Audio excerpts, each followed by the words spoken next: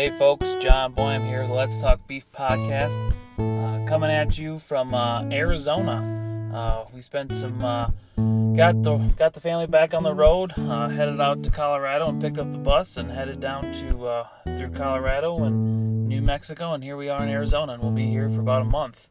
And continuing to work on the podcast, putting some more things together, getting some new interviews lined up here for the next couple weeks, and we'll just keep plugging away. But we're going to do looking at doing some couple of different things. Took some time during the holidays to come up with some new ideas and whatnot, so I got some things that I'm working on, and hopefully bring them up to fruition here in a few short months or a couple weeks or whatever. So but anyways, this week's podcast is Luke and Katy Keller of Keller's Broken Heart Ranch up in Mandan, North Dakota. Luke was gracious enough to invite us in on short notice, as when we were up there, I had a producer who had to back out on me, unfortunately, and so I kind of called Luke on a short whim, and he said, sure, come on over. So we spent a few days with them and saw their operation and had a great time getting to know those guys. So it was a lot of fun, and so... I think you'll really enjoy Luke. He's very knowledgeable of the beef industry and his family history. It was pretty awesome conversation here in his family history and how they got to where they are. So I hope you enjoy this podcast as much as I did. It was a really fun time. So do enjoy. Thanks. So today I'm here in, I guess I can't even remember, you consider this Mandan? Or Huff. Huff, North Dakota. Huff, North Dakota? Mm-hmm. Okay. So we're in Huff, North Dakota at Keller's Broken Heart Ranch with Luke and Katy Keller. So I'll let Luke start here with a little introduction for himself, and then we'll ask Katy to give herself a very short intro, because that's all she has, she says. So Luke, take it away. Yeah, so Keller's Broken Heart Ranch, I guess, we're south of Mandan at Huff, like I said.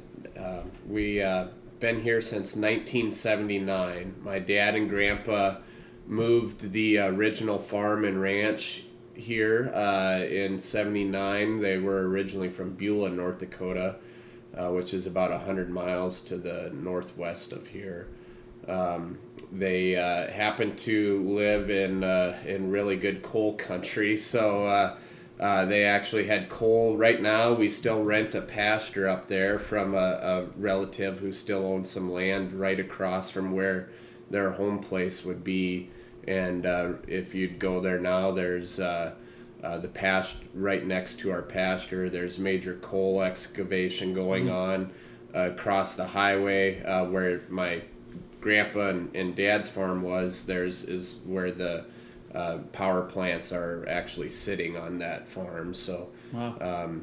It originally was a dairy operation. They milked cows. They were kind of diversified. In Beulah, they had a 40, 50 head dairy herd, I think, about as many beef cows, 40, 50 head of that. They did some grain farming. When they moved here to south of Mandan in 79, they were growing the dairy herd some. They were probably up to 80 cows. At its peak, it was up to like 100 dairy cows. They would milk typically between 80 and 100. In 97, they got rid of the dairy cows. That was kind of my grandparents' thing, and at that time my grandma was the one. She milked the dairy cows by herself for ever since I can remember, and before that. So she was getting arthritis pretty bad, and that's when they got rid of the dairy cows. So the beef side of things, they really kind of grew things in 1983. My dad and grandpa each bought like 100 head of commercial cows. My grandpa bought commercial Black Angus cows, and my dad bought commercial Hereford cows, and they bred them all to purebred Simmental bulls, and and that would have been in 1982, and then in 1983, those first calves would have been the first registered Simmentals here on the place. So today, currently, we run about 450 registered Simmental. About 60% of those are black, 40% red. We do percentages and purebreds. About half of our cows would be purebred. The other half would be some kind of Sim Angus combination, whether it's half bloods or 3/4 bloods. We kind of aren't too particular about the percentages. We do use them, the 3/4 bloods. We'll try and incorporate them a little more into the purebred side, but we'll also breed them back to half bloods and stuff sometimes too. So, we'll have an annual bull sale in March, the first Thursday in March, where we'll sell about 100 bulls and about 80 replacement heifers a year. I think this coming sale is going to be like our 25th sale. So I think this will be our 4th or 5th sale out at the ranch. Before that, we would hold it at Kiss Livestock in Mandan every year. So, I guess that's just a little synopsis background of what Keller's Broken Heart Ranch is. So. Cool.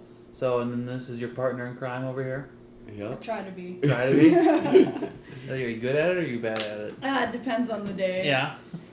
So, I'm Katy Keller. I'm Luke's wife. We got married, 2 years ago? Yeah. 3 years ago? ago? I think I said 3 years ago the other day and I was wrong. It was 2 years ago, it 2007. Like 3. Yeah. But, that's love right there. You already forgot. You're 2 years in. Yeah. But, yeah. So where are you from? So, I'm from Taylors Falls, Minnesota. Okay. But I own my own, I've lived in Denhoff, or north of Denhoff, North Dakota for the last 5-6 years, 7 years. So what brought you to North Dakota from Taylor's Falls? The crops. The crops? Yep, definitely. I like the diversity of different crops that are grown in this state.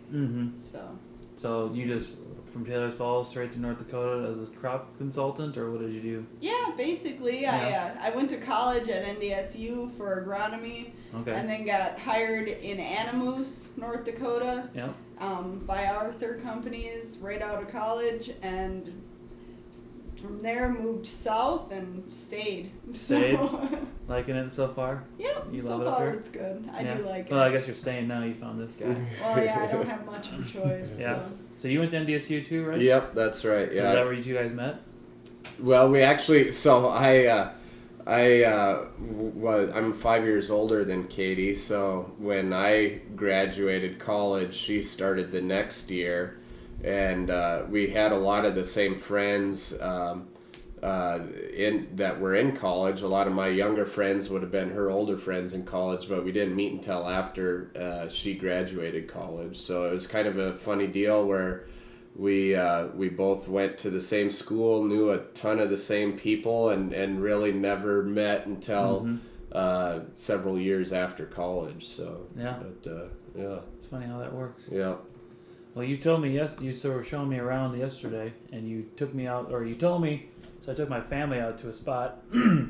Was that on the north side of on the farm? Yeah. And So you gotta describe that. That's just amazing. Yeah. So where Katy and I got married at is we call that pasture the draw, and that's where we had the ceremony at. The vows went pretty quick. It was kind of a rainy day, so it didn't last too long. It was drizzling, I think, all day, and it's like a 9 minutes. Yeah, for September. That's the best way to do it. I think in the month of September, you think really nice weather, and it was drizzling in 55, so it didn't last too long. But we call that pasture the draw, and it's kind of an overlook in the Huff Hills. So where we live, this is called the Huff Hills. If you're driving between Bismarck and Mandan, and when you go across the bridge across the Missouri and you look to the south, you can see a range of hills, and that's where we're at now. And it's a really beautiful overlook where you can see the Missouri River Valley for miles and miles in kind of every direction. You can see all of Bismarck and Mandan, and I actually kind of find the view to the south a little prettier with just all the trees and stuff along the Missouri River. But it's we're really blessed to live where we are, to have this kind of scenery every day. I guess you kind of, in some ways maybe you take it for granted or get used to it, but I really don't take it too much for granted. Yeah. I still enjoy it after all these years. So I've been here for 2 days and I'm just like in awe of how awesome it is and just taking pictures. It's just gorgeous. Like I totally get it why it's so cool up here. Yep. So why is it called the Huff Hills? Do you know any reason why that is? Well, the town of Huff is Oh, right. just a Yeah, town? so they named it after, and I think I don't know if there's it might have something to do too with some of the Mandan Indian tribe was right just along here, and this is kind of we were talking yesterday that we're not too far from the path that Lewis and Clark took when they wintered here for the winter duration of the winter, but there are some Indian villages and some sites just right on the river bottoms right below us here, and I don't know if Huff's name came from that possibly, but I think the town was, or the hills were named after the town, or the town was named after the hills, one or the other. Yeah. So just going back to your dad and your grandpa there for just a little bit. So how long were they up? What was it? Beulah? Is that what you said? Beulah, yeah. Beulah. So how long were they up there milking cows? So my grandpa and his grandpa, so I think my grandpa was on the original farmstead, and so my grandpa's grandpa would have been the first one to come to the United States from he was a German from Russia. There was a large. That's an interesting. Yeah, so North Dakota has a lot of people say German Russian. My grandpa was always very clear to say no, we were Germans from Russia, Okay. because a lot of Germans migrated to Russia prior to the Bolshevik Revolution. There was Catherine the Great was the Tsar of Russia at the time, and I believe she had a lot of Germans. They needed farmers and to I think kind of work the fields in Russia, and Germany was known for having good farmers, and they had really good crop ground. So it was sort of like a popular immigration destination for, I think in the late 1800s for a lot of Germans. And then when I don't know if it was prior to the Bolshevik Revolution or if it was like the last Tsar or something, but basically he was, going to kick out all the Germans from Russia because they weren't Russian, and they all pretty much, the whole lot of them migrated to the United States at that time, because that's when a lot of the migrant groups from Europe were coming to the U.S. at that time. So wow, I did not expect a deep history So lesson. the Cool. many of the Germans in North Dakota are German Russian, or Germans from Russia, they call them. So crazy. So when did your grandpas come over, roughly? Yeah, so it'd be my grandpa's grandpa. So yeah. I don't know. I'd feel silly if I threw out a year. My grandpa was 80, and I don't know how much older his grandpa was than him, but I'm guessing it was, well over 100 years ago. In the early 1900s or something like that, or late 1800s. I think it's like 1890, something like that. So he ended up in North Dakota farming. Yep.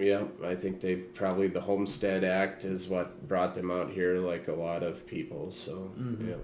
So they were farming up there, and then they go through the whole cult. So how did you end up, did you just find this place, or how did you go from there to here? Yeah, so this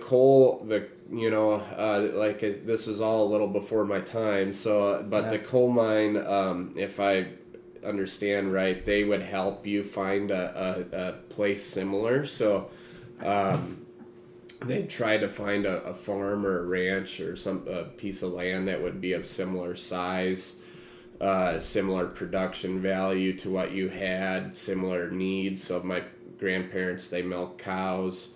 This dairy barn was actually here.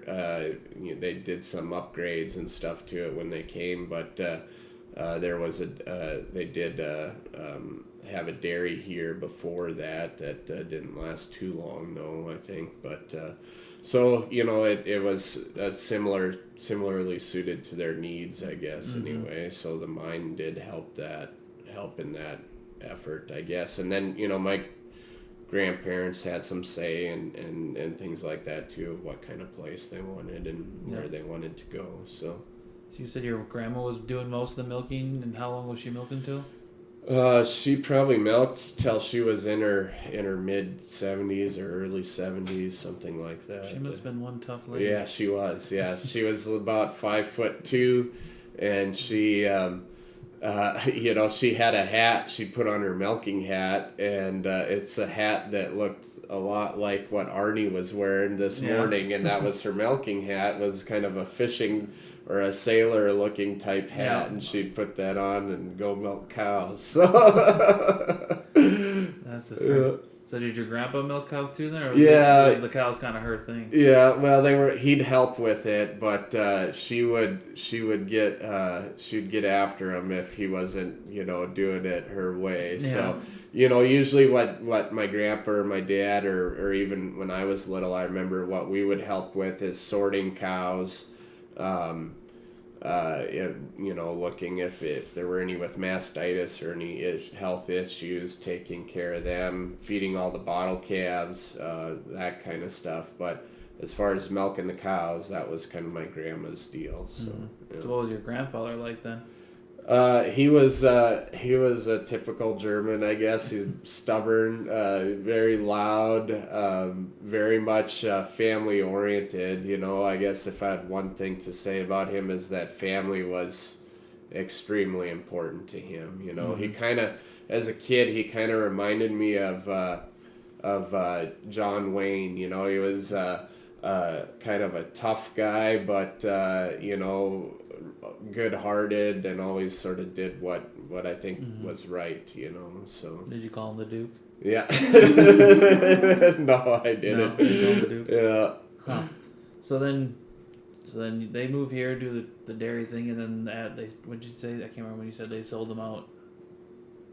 They sold out in 97, and in between, so when they moved here in 79, they had some beef. They always had some beef cattle, not very big, even up in Beulah, they had, 40, 50 head of beef cattle, and when they moved here, they still had a few beef cattle, and then in 82, that's when they grew the beef side of the operation. So my dad and Grandpa each bought 100 head of commercial cows, and Dad bought 100 commercial Herefords, and Grandpa bought 100 commercial Angus, and they bred them Simmental, and in 83, those would be the first registered Simmental half-blood calves that they had, and then they bred them up from there. So. Yeah. So where did they get the Simmental? I mean, where were they getting Simmental bulls back then? You asked me this yesterday, and I remember one of the first bulls they bought was from Gordy Schaefer from Schaefer Shoestring Ranch, and that would be Wade Schaefer's dad, who's now the executive at Simmental, and he was one of the early guys in the breed around here. We bought some early bulls from Deckert's. Deckert's Simmental was pretty big back in the 80s. I think Roger Fink was, selling bulls back then. I think we might have bought one from him early on there. But a lot of those early bulls, I was born in 86. So when, I can remember I always was pretty passionate about cattle, that I can remember some of the bulls we owned in the the early 90s and around 90 even then, but some of those early 80 bulls, I other than looking them up, I couldn't tell you a whole lot about them. So what do you know why they chose Simmental bulls? Like what drew them? I mean, they bought Angus and Hereford commercial cows, so why did they go with a different breed that way? You're right. So this was kind of during the time of the Continental Rush. There was a big rush in the late 70s and early 80s for Continental breeds, and Simmental was kind of the one that really sort of took over out of all those early Continental breeds. The first Simmental bull to be used in the United States was Parisian, and he was actually a pretty good bull to where people were happy with those calves compared to some of those early other Continental breeds. And so Simmental had a good reputation early on because of that. When Dad got in, it was kind of right prior to the rush to make them as big as possible, so that wasn't quite happening yet, or maybe it was just starting to turn on to where people were trying, the mid 80s was kind of peak for that, mid 80s to 90, and Simmental did a pretty good job at that too. So they made them as big as possible, kind of when Dad was early in it. And for people that don't know, like we're talking like frame size, yeah, tall cattle, like taller than people, like they were just monsters. Frame 10 bulls. There was a bull we owned, I think, called Max, that was like a frame 10, and they were so proud of that as a good thing, know. And Max was, I think they showed him that we bought him from from Deckard's, and I think they showed him quite a bit and won some shows with him, and that's what the beef industry was gearing towards at the time, was basically just height was what they wanted, and it was across breeds. All the breeds were doing it. Simmental is the one that kind of took the bad rap for it, though, because they probably did it the best out of everybody. So, so Dad kind of chose Simmental because at the time that was, sort of the new fashionable breed of choice, I guess. They were pretty popular in the early 80s there, and by the end of the 80s they were not popular. So yeah. So you said that you were, so they bought cows in like 82. You were born in 86, so you were born into a beef operation. Yeah. So, and you said that's where your passion. So, like, what's your earliest memories of the beef cattle, and like, where did that passion start, you think? Yeah, I remember some of my earliest memories are always branding. We used to rope calves and drag them to the fire. They'd say, have the old fire branding irons, and I remember as a little kid, I was probably 4 or 5 and wanted to, I wanted to be one of the wrestlers that would get to hold the calves down. And so whenever there'd be a little calf or something, one of the guys would let me come and sit on top of it or something like that, and probably was actually holding it behind me, but made me feel like I was doing something. And then I'd be the one that'd have to chase the calves after they'd get branded to the next pin, so I'd running around with the stick chasing calves. But I guess that'd kind of be some of my early memories. I don't know, as far as a passion for it, I guess you kind of, I don't know if it's bred in you or if it's something that you kind of just it's the nature versus nurture deal. You're around it all the time too, so I guess if everybody that in your family, I guess it was always a family ordeal to work cattle or to, anything with the cattle. We'd do it together as a family, so I guess it just kind of stuck to me that way, I guess. So. So then you grew up just being around the cattle and ranching, I guess, being on a horse all the time and just checking cows and stuff like that, or? Yep, yeah. Another earlier memory, I guess I'd have is on horse. With me and my grandpa went out to check cows on horse, and one of the bulls was out, and I don't even remember what the name of the bull was, but he said that bull was a different one, and I said, no, Grandpa, that bull is, and I knew who he really was, and and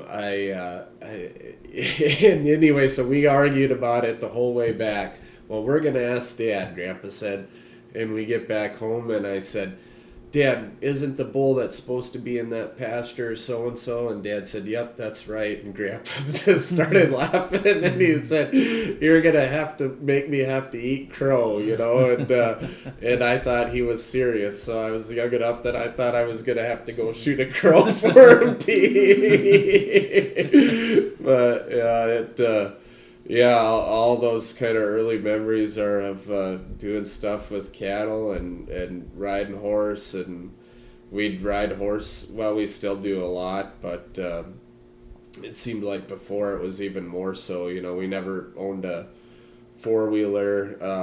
I think the first side-by-side we got wasn't until I was in high school sometimes. So we used to drag all that during calving time. We'd drag the newborns in on a sled.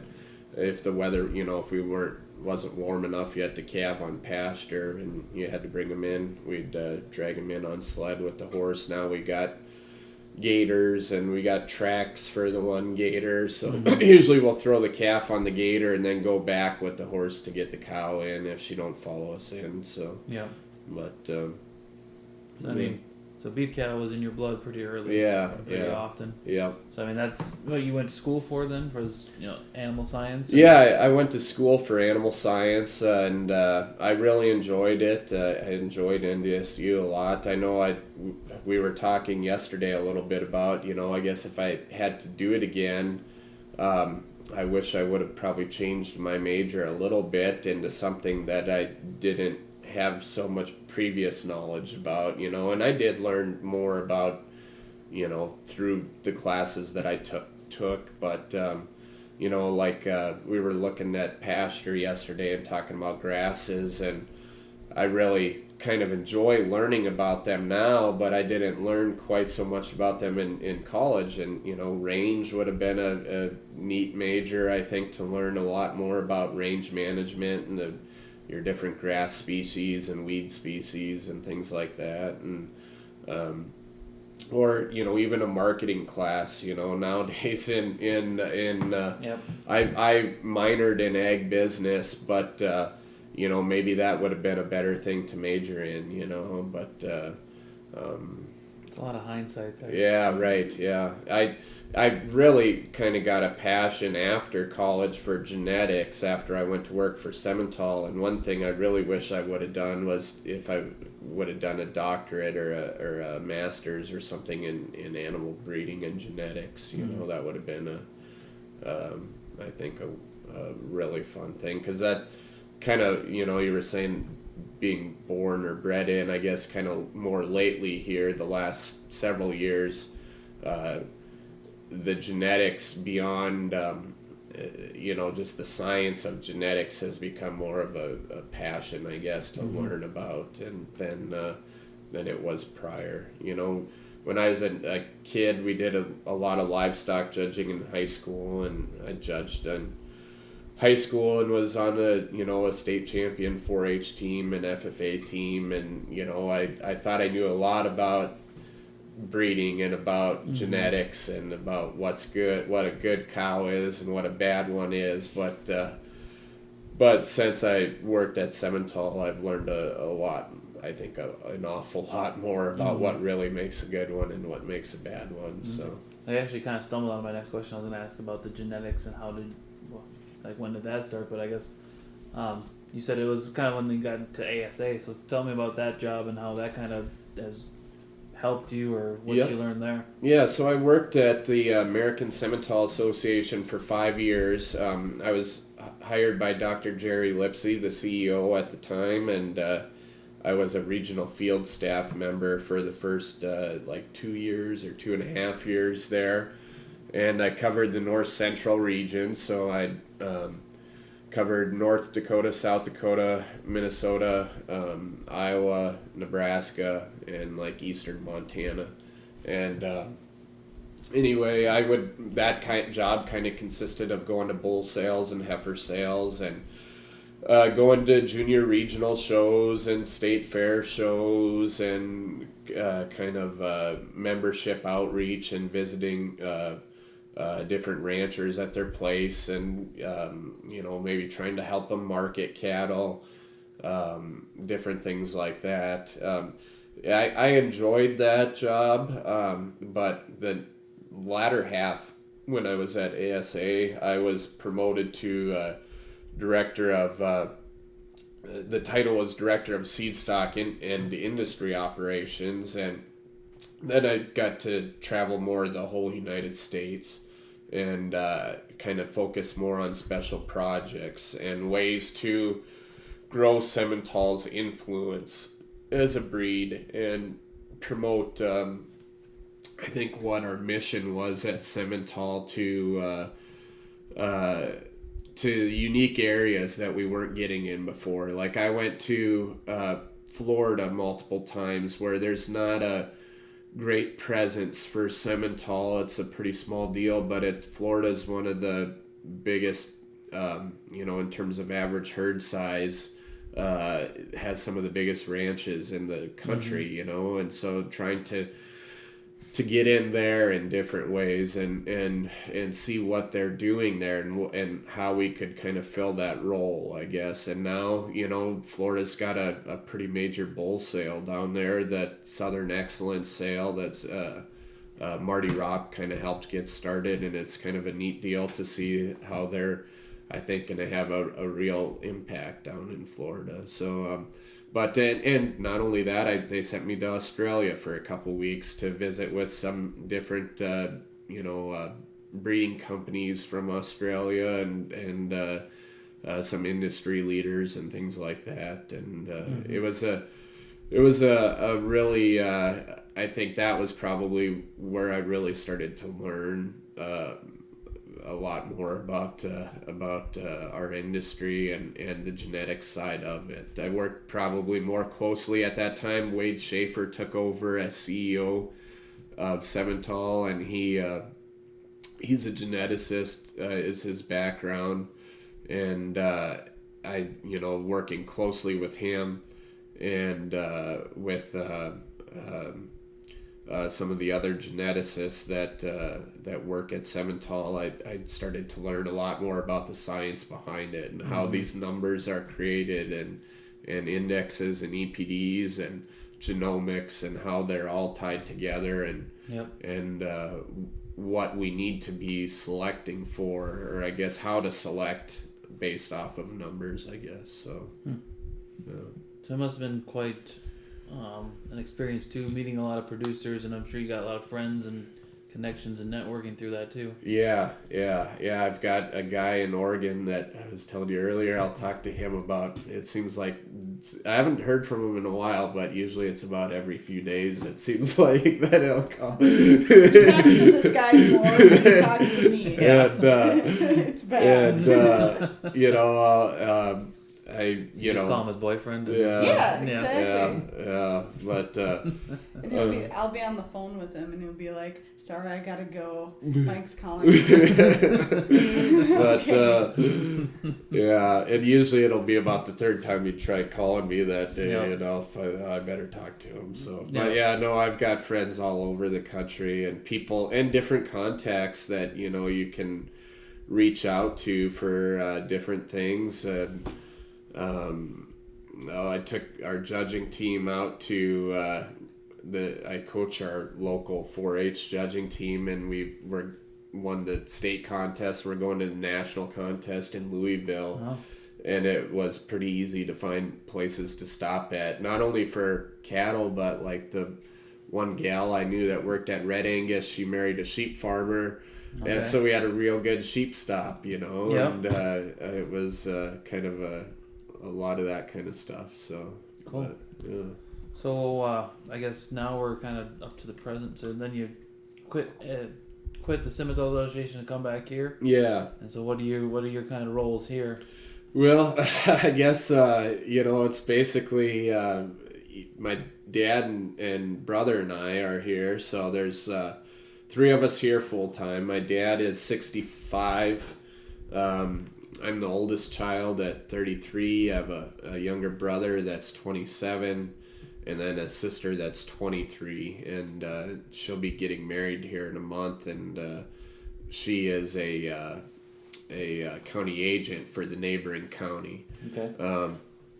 So she's able to help sometimes, but she's not here full time. So then, basically, my brother and dad and I are here full time, and we kind of all, I guess, sort of manage the ranch together. There's not really too much outlined in terms of one person does this and one person does that, and one person makes the decisions on this and one person gets to make the decisions on that. We kind of come to them together.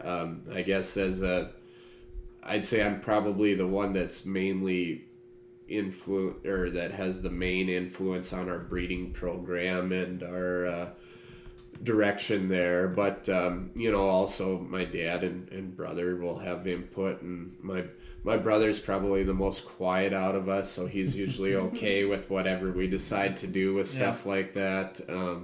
My dad has a pretty good background in he went to was telling you earlier, he went to Utah for postgraduate study for master's degree, and basically he was like the livestock judging coach, so he had a pretty good cattle knowledge and judged a lot of shows and things like that. So we kind of on the genetics things kind of discussed that stuff together, and it's kind of interesting to see how much he's changed in terms of what he views as important as I changed.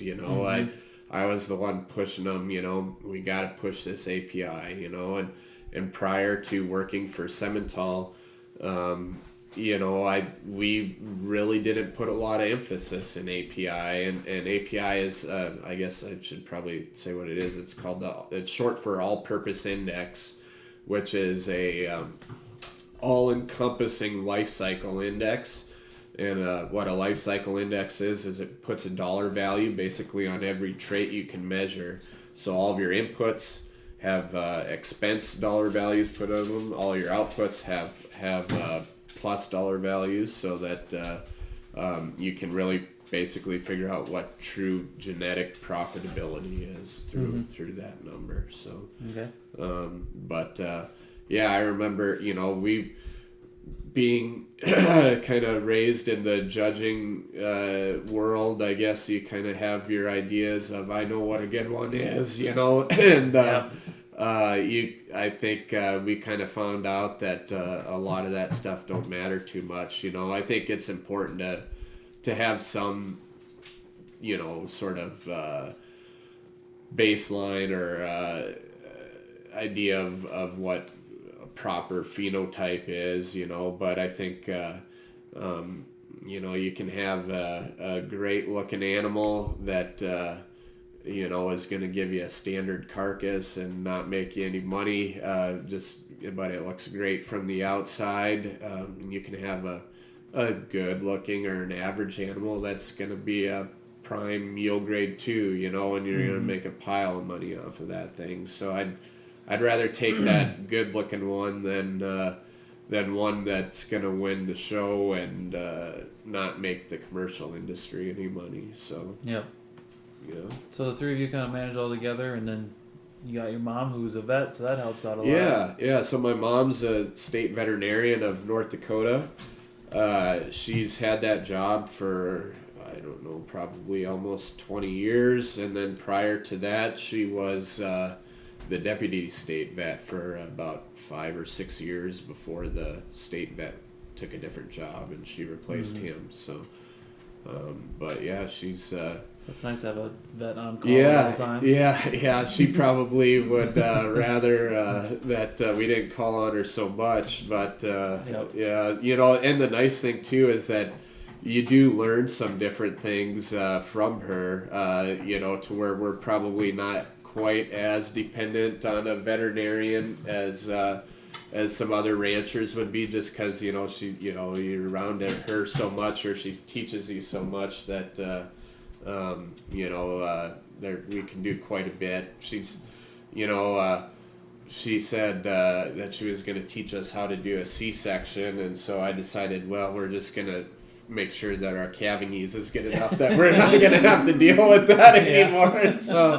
So we haven't had a C-section, I think, in a couple of years, knock on wood, because sometimes some weird things that can happen that lead to it without anybody being at fault. But Dad can hook up an IV on a calf and find the vein. I still have a little sometimes he has a little trouble doing that too, but we can usually make it work if Mom can't make it home, and there's quite a few things that we're able to take care of, but usually if there's major stuff, she's there to guide us in the right way. So yeah.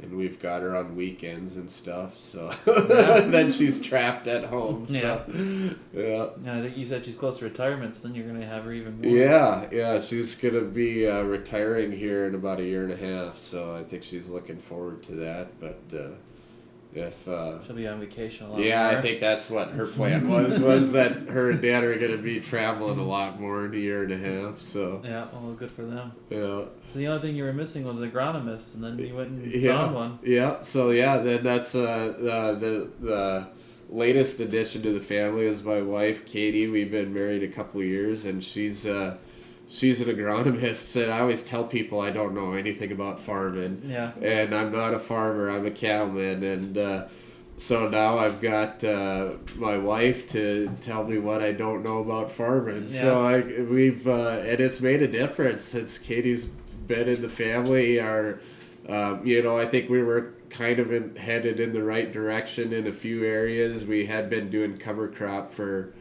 several years before Katy, but she really has upped our game, I guess, in terms of some of the cover crop, how we run that program, and our corn silage varieties and stuff. She knows a lot more about that kind of stuff, so I think we're. So what's the dirt, Katy? How bad were they? They were pretty bad.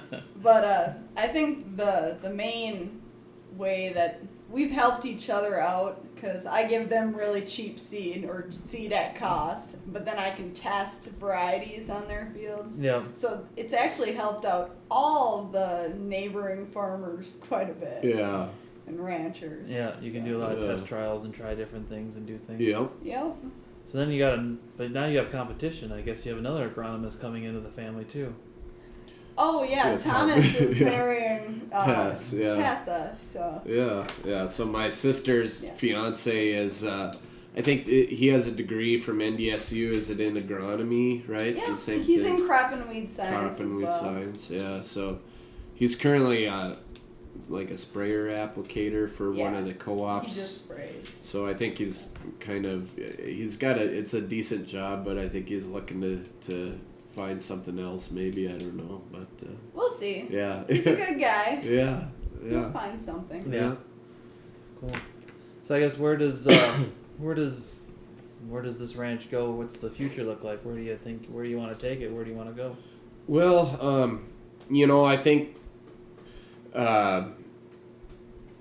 so when we really kind of changed our direction in terms of breeding, and I kind of view this ranch as what we do is we raise genetics. It's a farm, but what we're doing is raising genetics for the beef industry, and so that's kind of our primary focus, or what it should be on, is what we're doing on the genetics side of things. And I think as long as we're, sort of willing to embrace the technology that's available to us,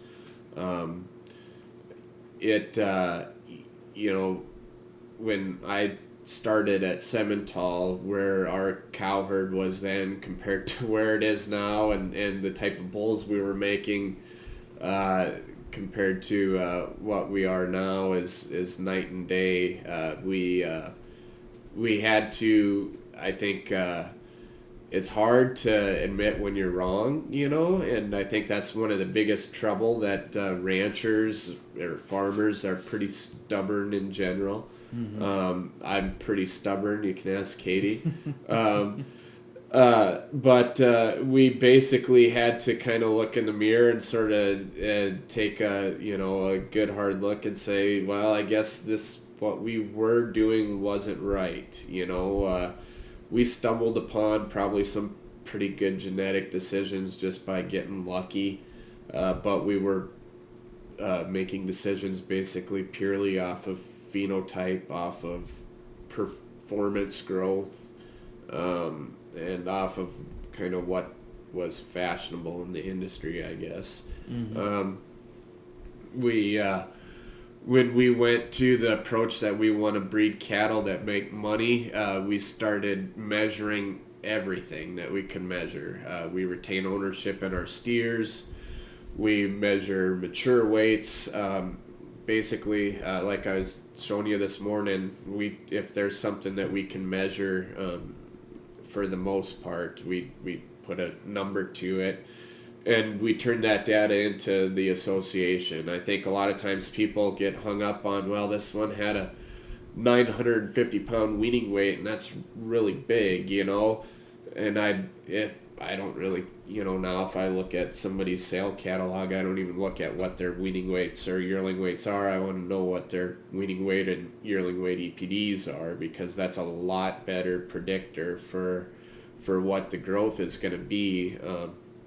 You can have somebody where their average weaning weight and their herd is 950 pounds, and it's because they creep feed and they got a better scale that just got a little bit more, when you step on there, it's a little bit heavier. So, I think the better measurement is if we use a bull that has high growth EPDs, we tend to find that those cattle have more growth. If we use a bull that has more calving ease EPDs, those cattle on the average have more calving ease. So I think, it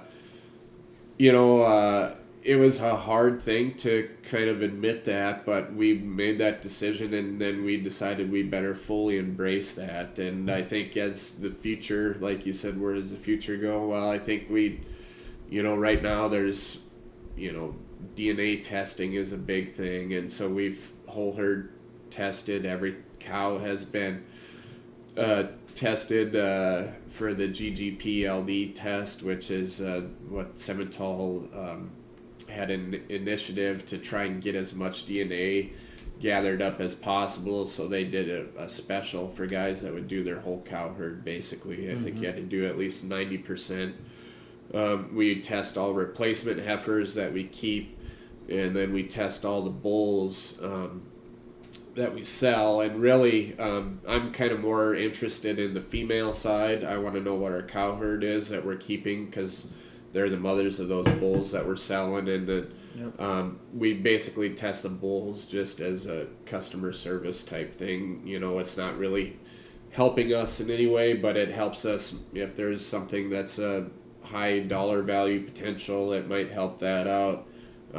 It helps our bull customers get a little better idea of what that is. So I think we want to stay at the forefront of that. I think we're really going to have to kind of manage our inputs too, and see what are the more efficient cattle. We're getting better ways to measure efficiency, and I think when we get a better handle on that, we need to utilize whatever technology is available to us. The government, you hear about possibly regulating us for cattle producers because of greenhouse gas emissions and things like that, and whether or not we agree with that, that might be a possibility. So I think you got to be prepared for that kind of stuff, otherwise you might find yourself in trouble. So, but I don't,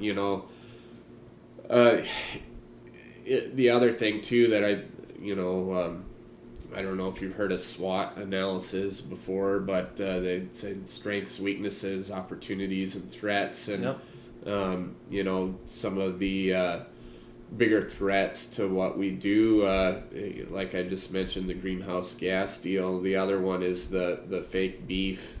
The technology on that is advancing rapidly to where I kind of obsess over reading articles about it. So I literally have about 100 of them saved in my phone, and because they're popping up a lot now. And that's the scary part, is that I mean all these online magazines and publications and science journals are talking about that literally their number one kind of advancement right now in science is fake beef and how fast it's coming along. People think that, well, they have the Beyond Burger and the Impossible Burger, and that's all that it is. Well, that's just the beginning. That stuff isn't actually fake beef. That's a plant-based, tissue that they're trying to imitate beef with. They're gonna probably be price competitive with us in terms of actually growing muscle tissue that is beef. It's molecularly and genetically, that would be a beef muscle. The hard part that they have is growing whole muscles that are like growing a tenderloin. That's really not even quite possible yet, but heck, they were saying about a year ago, they were saying, yeah, about 10 to 15, maybe 20 years, this will be price competitive, and now they're saying in 5 years, so that's how rapidly the science is advancing. So I think it's going to have an impact down the road on our industry. I wish it didn't, but I think it will, and I think there will always probably be a place for what we do for actual cattle, but I think you'll need to be highly specialized to where your cattle will need to be excel in pretty much every area. That in order to survive. You're going to need to be able to be the type of cattle that are producing, the white tablecloth type steaks, and that sort of thing. So I want to try and make sure that we're one of those places, I guess. So. Yeah. So you kind of talked a little bit about what I want, like just kind of where the beef industry is going, but like also like what are your thoughts on like, young producers trying to get in, like this whole Tyson fire that happened here, and like kind of what seems like they drop prices on fat cattle, but then they raise prices on box beef. So I mean, the Packers are kind of playing a game there, and they're making even more money than they were before. So I mean, what do you see going on in the industry as a whole in that aspect? Yeah, that's a good question. That's a big topic. I could talk about that a long time.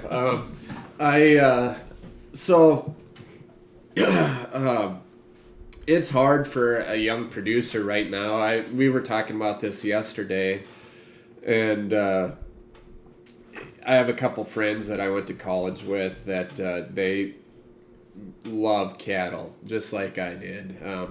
Neither one of them came from a farm background, or they were at least a generation removed from a farm background. Mm-hmm. Neither had an opportunity to inherit or take over any family member's farm. They were on their own, but they loved cattle.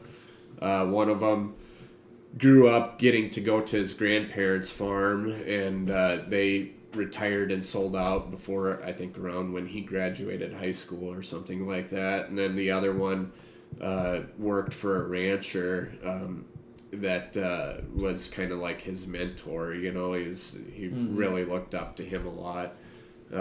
His name was Jack Reich, who he worked for, who unfortunately passed away way too young. It was a sad story, but he was really a great rancher up in the Beulah area where we were originally from. Yeah. So my two friends, they made it work to where they started their own operations, and they kind of went at it different ways, but it's an admirable deal that they did, because I don't know if I could have accomplished what they did. They started from nothing, and now they each have, I think, up to 200 cows and 100 cows, and they've had to find partners and people to run cows on shares with, and people with land that they couldn't afford to buy and couldn't get floated loans for, because banks aren't gonna, if I went out there and said, I really love cattle, I don't have anything, I'd like to have a loan to go and buy some, cows and a ranch and tractors and all this stuff, they'd say you're nuts, because the return on investment in our industry is so low that they say, hell, why the hell would we do that? We'd be better off to buy the land ourselves and just rent it for as expensive as rent is now, and make a 2 or 3% return that way. So,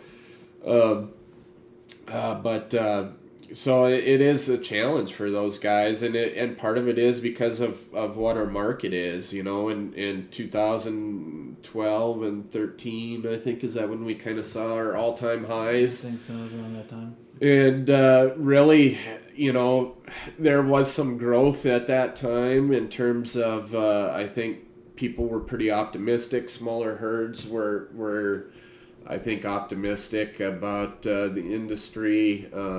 There was some growth opportunities to where we were more competitive with grain farmers for land. Prior to that, there was a lot of land getting taken out of cattle production. So a lot of that native grassland that we were driving across, if you were in an area where it was flat enough, and even if there were a ton of rocks, like we've got rocks here like unreal, there was a lot of native ground getting tore up prior to 12 and 13, back when corn hit $7, and so I think in 12 it was like 8 and 18. Yeah. Which is crazy. Yeah, so we were at least able to compete a little bit that way, but so the market situation ever since we sort of topped out there in the cattle industry it's been just a steady decline, and I really believe I attribute a lot of that to country of origin labeling. It's kind of a political issue, a lot of people have their opinions on it. I don't know why it's quite that way, because when we had the all-time highs in our market, at the same time we had mandatory country of origin labeling was enforced at that time. The next year it went from mandatory to voluntary, and the next year basically the whole thing gets thrown out, and you can just watch our market basically follow when what happened with country of origin labeling. We're importing a ton of beef right now from other countries, and I don't even know where we're at on a lot of this stuff, so I don't want to say and be wrong, but I know that from Brazil, I believe we're importing beef, and then they can do one fabricate. So if they fabricate the meat in, like, say they ship whole loins over here and they cut them up into steaks, that gets a USDA stamp on it. It's USDA, like we, and a lot of people think, well, if it's USDA stamped, it should be processed here. Well, really, they'll save just one thing to do here so they can get the USDA stamp and basically sell it as USDA beef, when really it's beef from Brazil or from Australia or from wherever. And that's a big factor. The other factor is the packers upped their cold storage dramatically after the price peaks for cattle. They knew that they got caught in a bad way where they didn't have that much cold storage. They were having to buy a lot of expensive cattle.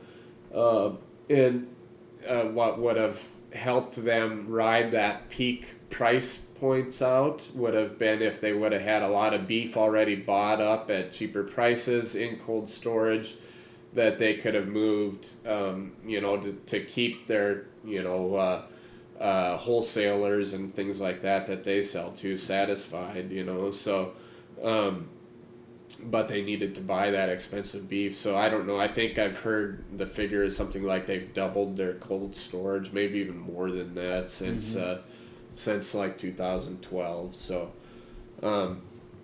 it's easy to blame the packer and say, well, the packer's price gouging us and things like that. Well, there's only 4 of them, and so we don't have a lot of options of who to sell to. Really, it's almost more like there's only 3 of them now. There's Tyson, Cargill, and JBS and National's kind of a smaller. You know, they've really kind of. In fact, I think I don't know who attempted to buy National, if it was JBS recently, and it just got turned down due to the monopoly. I think the federal government didn't allow it because of the monopoly deal. So, and you know, these are mega corporations that they're gonna do what's right for them. You know, and they'll take every advantage they can. You know, and you know, I really don't get mad at them. I don't really blame them. That's what they're going to do. I think the thing is you've got to understand, I think, as a rancher, that that's how they're going to behave, you know, that they're going to do what's best for them, which I think makes sense, you know. I think as ranchers, we need to kind of look at it, what's best for us, you know, what can we do to at least protect ourselves in that situation. And a big thing is country of origin labeling would really help, and unfortunately our National Cattlemen's Beef Association, you know, is not going to support us in that role. You know, it's just not going to happen. It's NCBA has a lot of positives to it, but in terms of marketing and in terms of trade issues and labeling issues, they're, you know, they've got the Packers have a pretty good stronghold on what NCBA does in those situations, you know. So, you know, I don't know what the right answer is or what we can do. I think, you know, I kind of look at it as this is an opportunity. You know, it's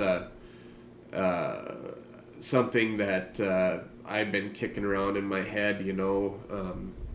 What if, due to the ability for us to better predict genetics than we ever had,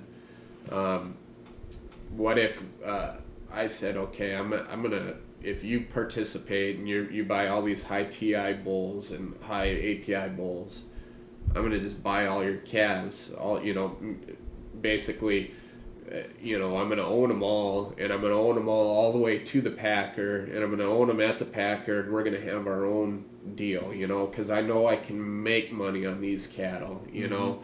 If we try and own them as long as we possibly can, the good ones, I think there's some opportunity there because you can make a lot of money on good beef and good cattle. So yeah. I don't know exactly how to implement that, but I think if you could do it on a large enough scale, you could probably cut out basically the Packers' ability, and the wholesalers another one that they can take a pretty nice chunk of the check of what a beef carcass is worth. And if you can bypass them and get to the retailer side, to the restaurant chain side, I think the Packers, if you can get a big enough chunk, they may not have a choice but to basically process it for you in a different manner, to where you know, if because they still want to keep their kill lines full, they still want to, you know, so I think they'd probably have to play ball a little bit more if you got enough of them. But it's an interesting idea. Yeah. So we got a little. Oh, go ahead. Oh, I was gonna say it's kind of radical, and I you know, but you know, you kind of look at, well, there's got to be a way that we can, you know, I think kind of protect ourselves down the road. It's hard. The hard part is that there's 3 Packers or 4 Packers, and there's, you know, how many thousands of ranchers, and it's hard to get, you know, 2 of us to agree on which bull is better, much less to do something like this, you know. So it's a daunting proposition, but unfortunately, I think it will become easier for people to make that decision, because I think things are going to get. You know, it's just going to consolidate more and more, and it's going to get tougher before it gets easier. So yeah. Well, that was very good and deep. That was very good. I guess I got one kind of question. We'll kind of go a little lighter, I guess, maybe. Okay. I I guess I've been kind of holding out on asking this question all week because I wanted to save it for this moment Okay. because I didn't want to ask it, but I want to. I noticed your right hand there. Oh yeah. I've refrained from asking because I just wanted to kind of have it.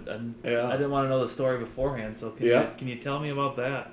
Yeah. So I'm missing my middle finger on my right hand, and then the tip of my index finger, and my ring finger kind of got damaged too, but it's not too bad.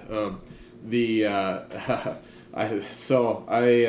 laughing, so it must be good. Yeah, well, yeah, I always tell it's not that entertaining of a story, but No. if kids ever ask, I always tell them that I lost my finger because I picked my nose and it got stuck up there, or I used to be like an alligator wrestler and I've got just had to retire after that, but I lost it in a corn chopper, our silage chopper, so we were all done with it, putting it away for the year.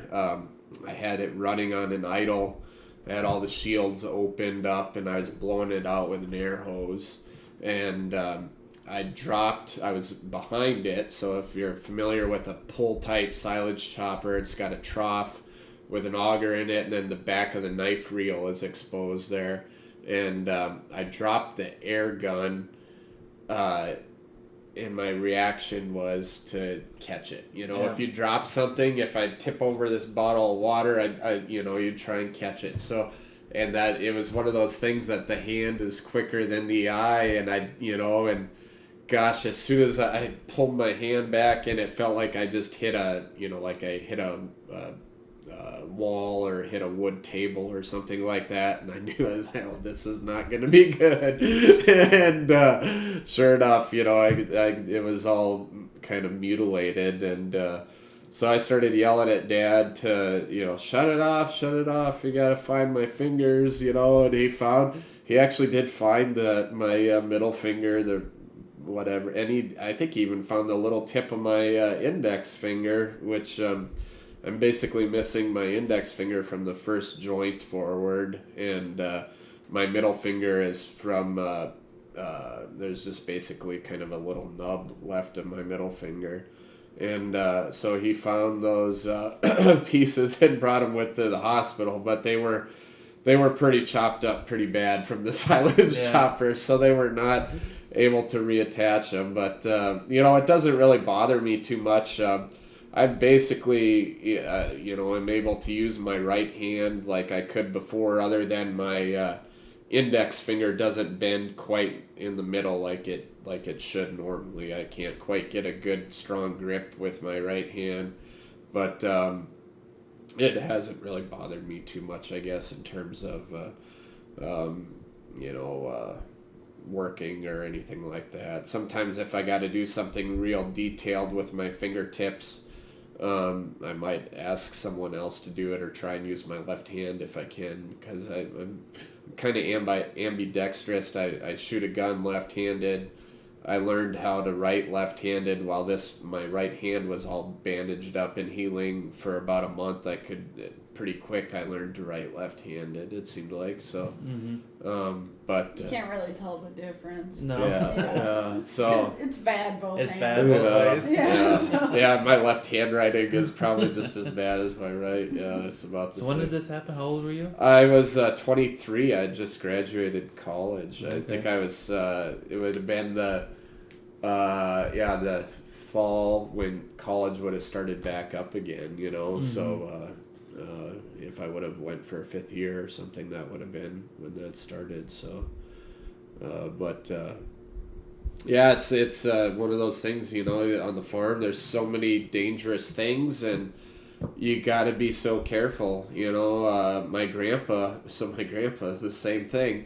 He was missing on his left hand, was it his right hand? His right hand, he had lost, basically his thumb, index finger, middle finger, and like this, and most of the ring finger. He had his pinky, and they actually split his thumb further back on his palm, so he had more of a thumb there to use, and that was from dropping they were putting a well cover covering a well up. It is a big heavy cement cover, and they were lowering it with the loader, and he had his hands underneath the well cover and was trying to guide it towards in place, and the chain came loose and it landed on his, and it then on his other hand it broke every finger, but they were all salvageable, they all healed up and stuff, but so I guess it runs in our family. My uncle was missing the end of his two middle fingers on one hand from a saw, I think, so.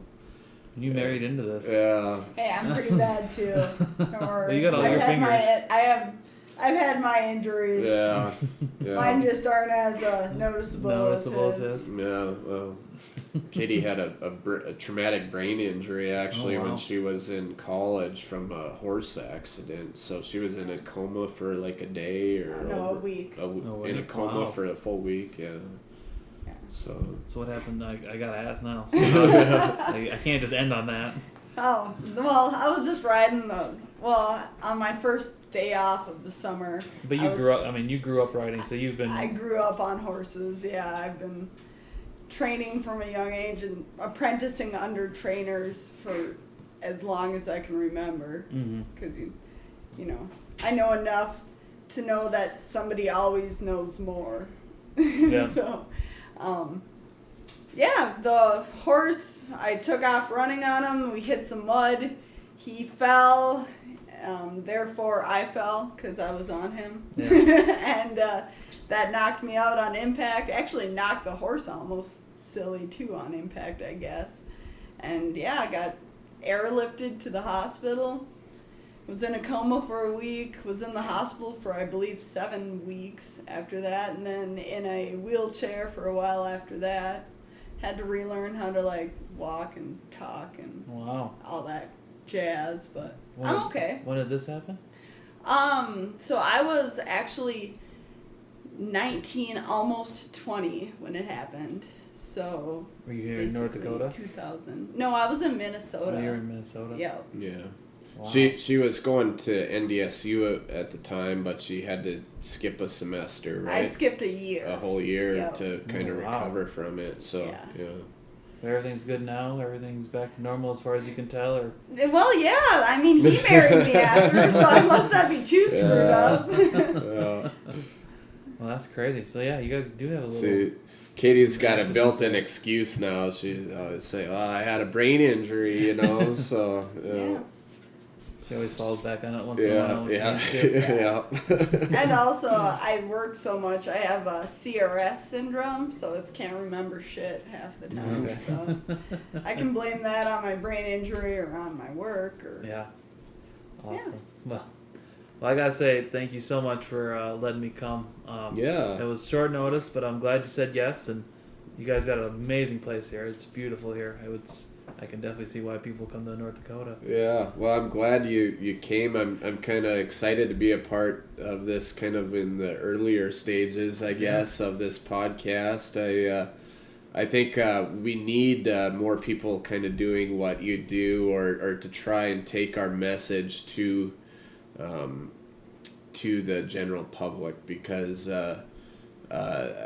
I think there's a little bit of a disconnect there, to where, you know, a lot of people have really no idea. You know, when I used to travel so much for Simmental, there are a lot of people that just have no idea where their beef comes from.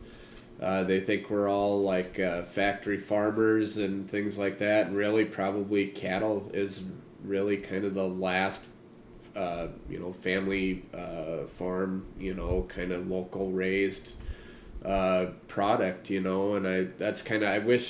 really wish, that if we could tie that, take that message, tie it to bringing back country of origin labeling, say if this is a product of the U.S., this is what you get. We're a family, our industry is family ran and owned, and sure there are some big ranches, but even a lot of those, I traveled some pretty big operations, and the biggest ranch in Oregon, it was ran by a family that, and there are a lot of them are family ran, so, but Yeah, I hope this makes a difference. I guess, anyways, what you're doing, and that people get to hear this. So yeah, well, I really appreciate it.